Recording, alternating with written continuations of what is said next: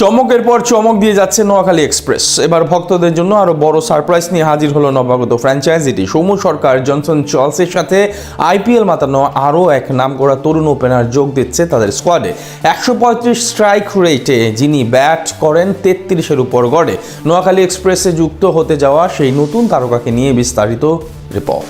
প্রথমবারের মতো বিপিএলে অংশগ্রহণ করতে যাচ্ছে নোয়াখালী এক্সপ্রেস। নিজেদের প্রথম আসরেই বলা চলে বেশ ভালো আলোচনা সৃষ্টি করেছে ফ্র্যাঞ্চাইজিটি। নামি দামি সব দেশি বিদেশি তারকাদের দলে ভিড়িয়ে শক্তিশালী স্কোয়াড গড়েছে মেঘনাপাড়ের প্রতিনিধিরা। সেখানে টুর্নামেন্ট ঘিরে সবচেয়ে বেশি মধুর সমস্যা সৃষ্টি হতে পারে তাদের ওপেনিং জুটি নিয়ে, কেননা একই পজিশনের জন্য একাধিক ক্রিকেটার যুক্ত করেছে তারা। সেখান থেকে কোন দুজন থাকবেন ইনিংস উদ্বোধনের দায়িত্বে, সেটাই সবচেয়ে বড় প্রশ্ন। এই তালিকায় সবচেয়ে বেশি এগিয়ে সৌম্য সরকার এবং জনসন চার্লস জুটি। ডানহাতি ও বাঁহাতি কম্বিনেশনের জন্য তারা হতে পারেন টিম ম্যানেজমেন্টের প্রথম পছন্দ। বাংলাদেশের জাতীয় দলের পরীক্ষিত ক্রিকেটার সৌম্য সরকার বিপিএলে এখন অব্দি 8 দলের হয়ে 103 ম্যাচে 1641 রান করেছেন এই ব্যাটার। গত সিজনে 4 ম্যাচে রংপুরের জার্সি গায়ে 105 রান করেছিলেন 134 স্ট্রাইক রেটে। অন্যদিকে বর্তমান সময়ের অন্যতম সেরা মারকুটে ব্যাটার ধরা হয় জনসন চার্লসকে। বিপিএলে মাত্র 33 ইনিংসে 906 রান করা এই ব্যাটার হতে পারেন নোয়াখালী সবচেয়ে বড় বাজির ঘোড়া।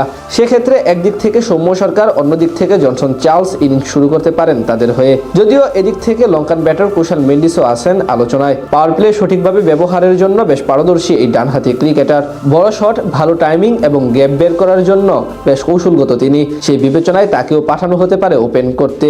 যদিও লঙ্কান জাতীয় দলে বর্তমানে 3 নম্বর পজিশনে খেলেন মেন্ডিস। এদিকে রাইজিং স্টার এশিয়া কাপে ওপেনিংয়ে নেমে সেঞ্চুরি করে আলোচনায় এসেছেন তরুণ হাবিবুর রহমান সোহান। তাই তাকেও বিবেচনা করা হচ্ছে সৌম্য সরকারের পার্টনার হিসেবে। সেক্ষেত্রে তিনি যদি ইনিংস শুরু করেন সেটাও অবাক হওয়ার মতো হবে না, যদিও সেই সম্ভাবনা একেবারে ক্ষীণ।